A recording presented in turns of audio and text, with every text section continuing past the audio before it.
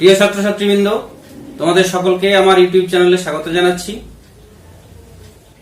গ্যাসীয় পদার্থের ক্ষেত্রে কিন্তু গ্যাসের কোনো আকারও নেই, আয়তনও নেই। গ্যাসের কোনো আকারও নেই, আয়তনও নেই গ্যাসীয় পদার্থে। তাহলে কি আছে? আমরা যে পাত্রে রাখবো সেই পাত্রের গোটা আয়তন জুড়ে সে জায়গাটা দখল করবে। অর্থাৎ আমরা একটা গ্যাসকে যদি এরকম ছোট্ট পাত্রে রাখি তাহলে ওই গোটা পাত্র জুড়ে গ্যাসটা আয়তন দখল করবে। যদি আমরা এরকম বড় পাত্রে রাখি তাহলে ওই গ্যাসটাকে যদি এই পাত্রে ঢোকাই তাহলে গোটা পাত্র জুড়ে সে কি করবে? জায়গাটা দখল করে নেবে। অর্থাৎ এর কোনো নির্দিষ্ট আয়তনও নেই, আকার তো নেই, আয়তনও নেই। তাহলে কি আছে? এর নির্দিষ্ট কিন্তু ভর আছে। অর্থাৎ এই পাত্রে গ্যাসীয় পদার্থটা যা ভর ছিল আমরা এই পাত্রে কনভার্ট করার পরেও গ্যাসের ভরটা কিন্তু একই থাকবে। এই দুই পাত্রে গ্যাসের ভরটা কিন্তু একই থাকবে।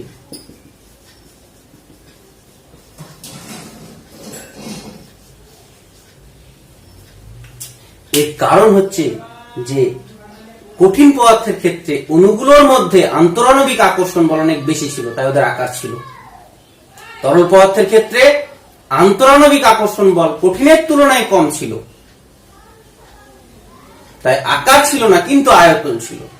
এবার গ্যাসীয় পদার্থের ক্ষেত্রে অণুগুলোর মধ্যে আন্তরাণবিক আকর্ষণ বলটা খুবই দুর্বল, কম থাকে, তাই এদের কোনো আকারও থাকে না, আয়তনও থাকে না।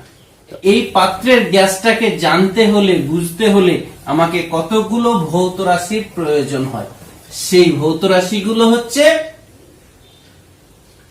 1 গ্যাসের চাপ, প্রেসার। 2 গ্যাসের আয়তন, এই চাপটাকে আমরা পি অক্ষর দ্বারা প্রকাশ করি, আয়তনটাকে ভি। গ্যাসের উষ্ণতা, টেম্পারেচার টি। আর গ্যাসের ভর, সেটাকে আমরা স্মল এম দ্বারা প্রকাশ করি। তাহলে এই 4টে ভৌত রাশির সাহায্যে কোন পাত্রের গ্যাসীয় পদার্থকে বর্ণনা করা হয়, জানা যায়।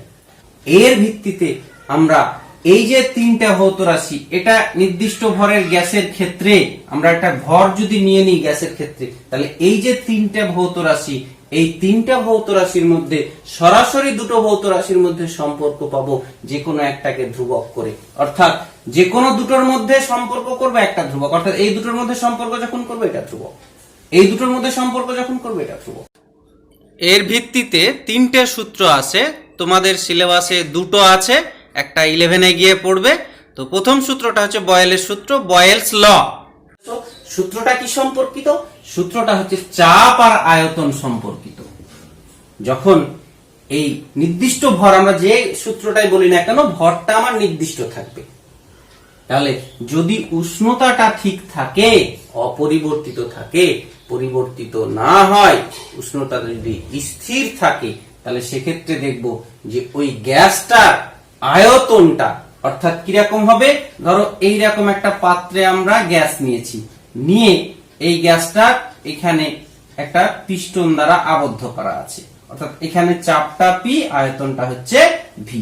এবার যদি আমরা ওই পিস্টনটার উপরে চাপটাকে একটু বাড়িয়ে দিই, অর্থাৎ এখানে চাপ দিলাম পিস্টনটার উপরে, তাহলে চাপ দিলে পিস্টনটা নিচে নামবে। নিচে নামলে আমরা দেখতে পাচ্ছি যে এখানকার চাপটা যদি পি ড্যাশ হয়, আয়তনটা কি হয়ে গেল? V dash. অর্থাৎ চাপ বাড়ালাম তাহলে আয়তনটা কমে গেল। তাহলে একটা ভৌত রাশি বাড়ছে, একটা ভৌত রাশি কমছে। তাহলে কি সম্পর্ক যুক্ত? একটা ভৌত রাশির সঙ্গে আর একটা ভৌত রাশি, যেহেতু একটা বাড়ছে একটা কমছে, তাহলে ব্যস্ত সম্পর্ক যুক্ত। যদি আমরা এটাকে আবার উপরে নিয়ে যেতাম, চাপ কমিয়ে দিতাম, তাহলে আয়তনটা বাড়তো। তাহলে আয়তনের সঙ্গে চাপের কি সম্পর্ক? ব্যস্ত সম্পর্ক যুক্ত, কিন্তু উষ্ণতাটা স্থির থাকতে হবে। তাহলে বয়েলের সূত্রটা কি? নির্দিষ্ট ভরের কোন গ্যাসীয় পদার্থের স্থির উষ্ণতায়, যদি উষ্ণতা স্থির থাকে, তাহলে স্থির উষ্ণতায় নির্দিষ্ট ভরের কোন গ্যাসীয় পদার্থের আয়তনটা তার চাপের সঙ্গে ব্যস্তানুপাতে পরিবর্তিত হয়, বা চাপের সঙ্গে ব্যস্তানুপাতে। আরো একবার বলছি, স্থির উষ্ণতায় নির্দিষ্ট ভরের কোন গ্যাসীয় পদার্থের আয়তন তার চাপের সঙ্গে ব্যস্তানুপাতিক। অর্থাৎ আয়তনটা তার চাপের সঙ্গে ব্যস্তানুপাতিক। এই হচ্ছে আমার বয়েলের সূত্র, যখন কিন্তু এম ও পি স্থির, গ্যাসের ভর আর উষ্ণতা স্থির। তাহলে এটা সমানুপাতিকে যদি সমান করি তাহলে একটা ধ্রুবক দিতে হয় কে বাই পি। এই ধ্রুবকটা হচ্ছে সমানুপাতি ভেদ ধ্রুবক। তাহলে এটা কোনাগুনি গুণ করলে পিভি সমান সমান কনস্ট্যান্ট, কে ধ্রুবক। তাহলে এটার কথার মানে যে যদি উষ্ণতা স্থির থাকে তাহলে নির্দিষ্ট ভরের গ্যাসীয় পদার্থের ক্ষেত্রে এই চাপ আর আয়তনের গুণফলটা ধ্রুবক থাকবে। কোন একটা জায়গায় গ্যাসটার আয়তন ছিল V1, চাপ ছিল P1, সেখান থেকে পরিবর্তন করে তার চাপটা হয়ে গেল P2, আয়তনটা হয়ে গেল V2। তার মানে এখানকার চাপ আর আয়তন এই থ্রু আউট, এখানকার উষ্ণতা T, এখানকার উষ্ণতা T। আর আমরা তো এমটা নিয়েছি নির্দিষ্ট ভরের গ্যাসের ক্ষেত্রে, তাহলে সেক্ষেত্রে দেখব যে এখানকার চাপ আয়তনের গুণফল, এই লাইনটা বলে যে এখানকার চাপ আয়তনের গুণফল P1 V1 আর এখানকার চাপ আয়তনের গুণফল P2 V2 দুটোই সমান হবে। তাহলে এই হচ্ছে আমার বয়েলের সূত্রের গাণিতিক রূপ। অর্থাৎ আমরা এই সূত্রের সাহায্যে বয়েলের সূত্র সংক্রান্ত আমরা গাণিতিক সমস্যার সমাধানগুলো করতে পারবো। ক্লিয়ার? তাহলে এখান থেকে যেটা থাকে, যে অঙ্কটার থাকে, যে টাইপের অঙ্কগুলো থাকে, অর্থাৎ তোমাকে এখানে চারটে, প্রথমে চাপ, প্রথমে আয়তন, পরে চাপ, পরে আয়তন, অর্থাৎ চারটে ভৌত রাশি মধ্যে তোমাকে তিনটে বলে দিবে, একটা তোমাকে কিন্তু নির্ণয় করতে হবে। আমরা লেখচিত্রের সাহায্যে বিভিন্নভাবে প্রকাশ করব, কি হবে সেইগুলো দেখব। তো প্রথমে যদি আমরা দেখি যে একটা সমীকরণ নিচ্ছি, তোমরা ক্লাস 9 এ করেছো, সেটা হচ্ছে 3x plus 2y equals to 12। এই যে সমীকরণটায় দুটো চলরাশি আছে x আর y, তাহলে এই সমীকরণটাকে বলা হয় সহ সমীকরণ বা দ্বিচল একঘাত সমীকরণ। তাহলে এই সমীকরণটাকে তোমরা লিখতে লেখচিত্র করার সময় 2y সমান সমান 12 minus 3x বা y সমান সমান 12 minus 3x by 2 দিয়ে এখানে তোমরা কি করতে, একটা টেবিল করতে, টেবিল করে x এর বিভিন্ন মান বসাতে, x এর মান 0 যদি বসাও তাহলে y এর মান এখানে 0 বসিয়ে দিলে এটা 6। যদি দেখা যাচ্ছে যে x এর মান তুমি 4 বসালে তাহলে y এর মান কত হয়ে যেত 0। যদি এখানে 2 বসালে তাহলে 3 দুগুণী 6, 6 তাহলে 3। তাহলে এইরকম বিভিন্ন মান পেতে, তাহলে এই মানটা যদি তোমরা লেখচিত্রে বসাতে, অর্থাৎ এই মানগুলো x এর মান 0, y এর মান 6, এগুলো মানগুলো বসালে এইরকম কতগুলো বিন্দু পেতে।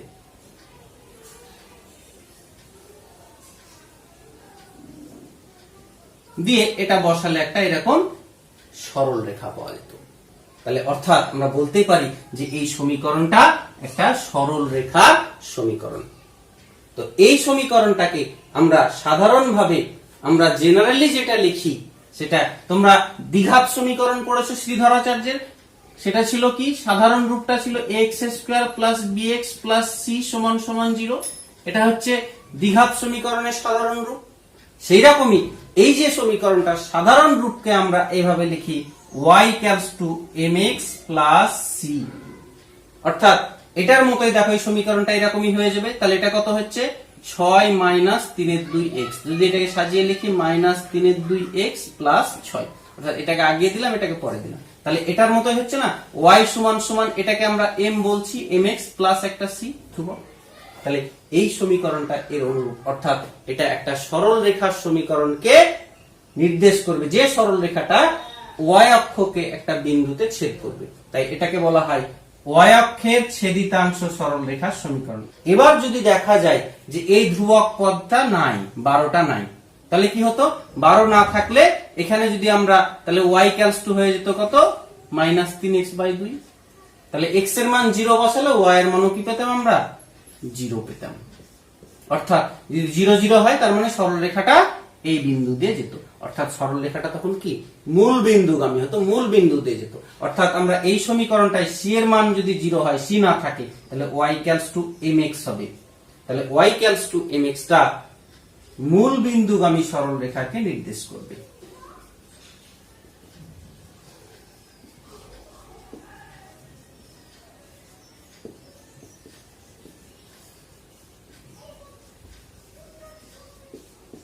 অর্থাৎ এটা হচ্ছে y অক্ষকে ছেদ করবে একটা সরলরেখা, এটা মূল বিন্দুগামী সরলরেখাকে নির্দেশ করবে। যদি এবারে কোনো জিনিস হয়তো y = 4 আছে, তাহলে কি করতাম আমরা টেবিলে? সেক্ষেত্রে y এর মানটা বারবার কি বসাতাম? 4। x এর মান যা খুশি বসাতাম। তাহলে এটা বসালে কি রকম আসবে দেখো, x এর মান -2, y এর মান 4, হয়তো এই লাইনটা 4, x এর মান 0 তে y এর মান 4, x এর মান 5 এ y এর মান 4, অর্থাৎ এই রকম একটা সরলরেখা পেতাম। তাহলে সরলরেখাটা কি? সরলরেখাটা হচ্ছে x অক্ষের সমান্তরাল সরলরেখা। অর্থাৎ y = যদি 4 মানে কি? y এর মান একটা ধ্রুবক, অর্থাৎ আমরা এটাকে লিখতেই পারি যে y = c যদি হয়, তাহলে এটা y = কনস্ট্যান্ট, তাহলে x অক্ষের সমান্তরাল সরলরেখা।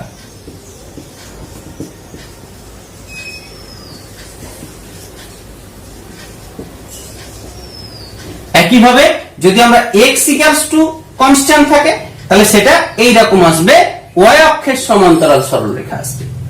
তাহলে এটা y অক্ষের সমান্তরাল সরলরেখা।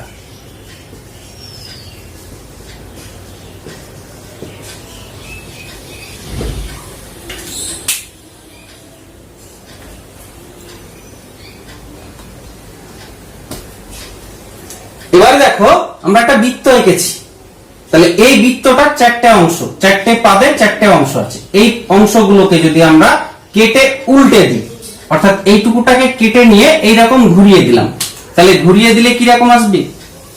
এইরকম হয়ে যাবে, এইরকম হয়ে যাবে।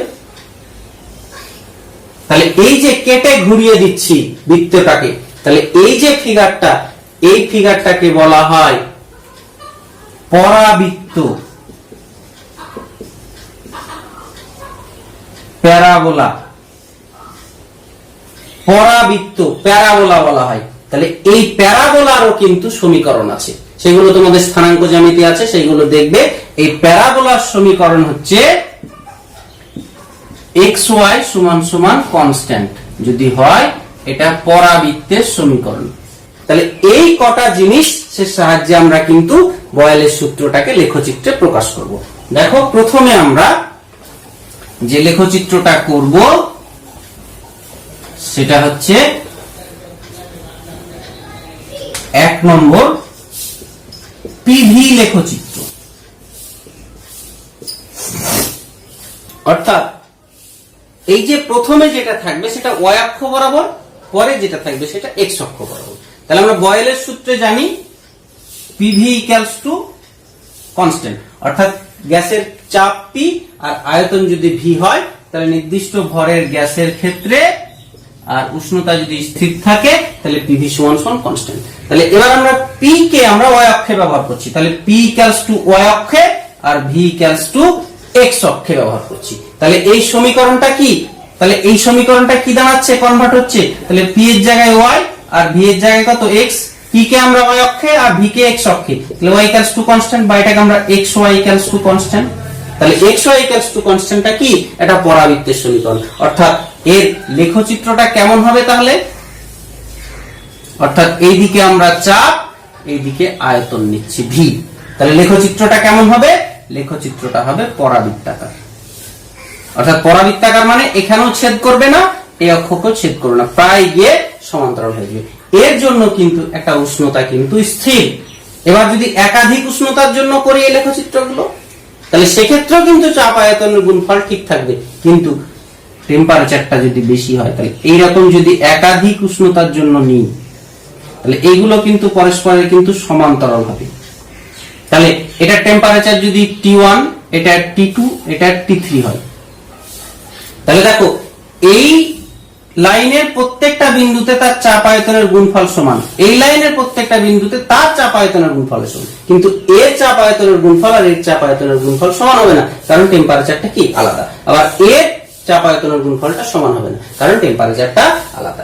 এক্ষেত্রে কিন্তু আমরা দেখব যে এখানে চাপ আয়তনের, এর ক্ষেত্রে চাপ আয়তনের গুণফলটা এর তুলনায় বেড়ে যাচ্ছে, আবার এর তুলনায় এখানকার তুলনায় এর বেশি, এখানকার তুলনায় এর আরো বেশি। তার ফলে আমরা দেখব যে এই টেম্পারেচারটা বেশি, এটা কম, এটা আরো কম। অর্থাৎ T3 টা সব থেকে বেশি, তার থেকে T2, T1। তাহলে এরকম দেয় একটা লেখচিত্র অঙ্কন করে দিয়ে বলবে যে নিচের কোনটি সঠিক, তিনটা অপশন দিয়ে দিল, এরকম একটা দিয়ে দিল, ঘুরিয়ে দিয়ে দিল, একটা সমান দিয়ে দিল, কোনটি না। তাহলে তোমাকে বলতে হবে যে এই সম্পর্কটা সঠিক। তাহলে এই গেল আমার পিভি লেখচিত্র। এবারে আমরা যেটা করব সেটা হচ্ছে পি ভার্সেস 1/v লেখচিত্র করব। তাহলে বয়েলের সূত্র অনুযায়ী জানি আমরা এই কনস্ট্যান্টটাকে কে ধরে নিচ্ছি। তাহলে এখান থেকে আমরা পি সমান সমান কে বাই ভি বা এটাকে 1/k ইন্টু 1/v লিখতে পারি এই সমীকরণটাকে। তাহলে এবারে আমরা কি করছি যে এই পি কে আমরা সবসময় প্রথমটাকে y অক্ষে বলেছি, পি কে y ধরবো আর পরেরটাকে অর্থাৎ 1/v টাকে আমরা কি ধরবো, x ধরবো। তাহলে এই সমীকরণটা কি দাঁড়াচ্ছে, কনভার্ট হয়েছে p এর জায়গায় y সমান সমান একটা কনস্ট্যান্ট k ইন্টু 1/v মানে কত, x। তাহলে y ইকুয়ালস টু কত, kx। তাহলে এই সমীকরণটা কার মতো, y ইকুয়ালস টু mx এই সমীকরণটার মতো। অর্থাৎ তার মানে এই যে m এর জায়গায় এখানে k আছে, m টাকে সরলরেখার নতি বলা হয়, নতি। তাহলে নতি মানে কোণ, x অক্ষের সঙ্গে যে কোণ সরলরেখা। তাহলে এখানে k টা এখানে নতিকে প্রকাশ করছে। তাহলে এটা হচ্ছে এটা মূল বিন্দুগামী সরলরেখা হবে। তাহলে লেখচিত্রটা যদি অঙ্কন করি আমরা, এইদিকে p এইদিকে 1/v, তাহলে সরলরেখাটা হবে এইরকম। তাহলে একটা টেম্পারেচারের জন্য যদি একাধিক টেম্পারেচার আগের মতোই বলে তাহলে আমরা একাধিক আঁকবো, সরলরেখাগুলো আলাদা হবে কিন্তু সবাই মূল বিন্দুগামী হবে, মূল বিন্দু কিন্তু চেঞ্জ হবে না। এখানে হয়তো এটা T1, এটা T2, এটা হচ্ছে T3। তাহলে কোনটা বড় ছোট আমরা যখনই চাপের বা পরের সূত্রটা আমরা চার্লসের সূত্র পড়বো তখন আরো ক্লিয়ার হয়ে যাবে, সেগুলো আমরা পরে দেখব। তাহলে এই গেল আমার p ভার্সেস 1/v লেখচিত্র। একইভাবে আমরা কি v ভার্সেস 1/v করতে পারতাম, সেটাও মূল বিন্দুগামী সরলরেখা হতো। এবারে আমরা pv ভার্সেস v লেখচিত্র অঙ্কন করব। অর্থাৎ একদিকে p v একদিকে হচ্ছে v। তাহলে আমরা বয়েলের সূত্র কি জানি, pv equals to constant c, যেখানে m আর t টা হচ্ছে কনস্ট্যান্ট। তাহলে এখানে আমরা কি pv কে আমরা y ধরছি, এটা প্রথমটা y অক্ষ এটা x অক্ষ, আর v কে ধরছি x। তাহলে এখানে কি পেয়ে গেলাম আমরা, y। এই সমীকরণটা কিসে কনভার্ট হচ্ছে, pv কে y ধরছি আমরা, y সমান সমান কনস্ট্যান্ট। তাহলে y ইকুয়ালস টু কনস্ট্যান্টটা কাকে প্রকাশ করে, এই যে এটা, অর্থাৎ x অক্ষের সমান্তরাল রেখাকে প্রকাশ করে। তাহলে লেখচিত্রটা কেমন হবে, তাহলে এই দিকে আমরা pv নিচ্ছি, এই দিকে নিচ্ছি v। তাহলে এটা x অক্ষের সমান্তরাল, x অক্ষের সমান্তরাল সরলরেখা। তাহলে এটা একটা টেম্পারেচারের জন্য, একাধিক টেম্পারেচার নিলে একাধিক লাইন আসবে, সবই কিন্তু সমান্তরাল হবে, T1 এটা T2 এটা কত T3। তাহলে এবার আমরা জানি যে এখানে pv যত বাড়বে t এর মানটা বাড়বে, অর্থাৎ এটা বেশি, তার থেকে এটা কম, তার থেকে এটা কম।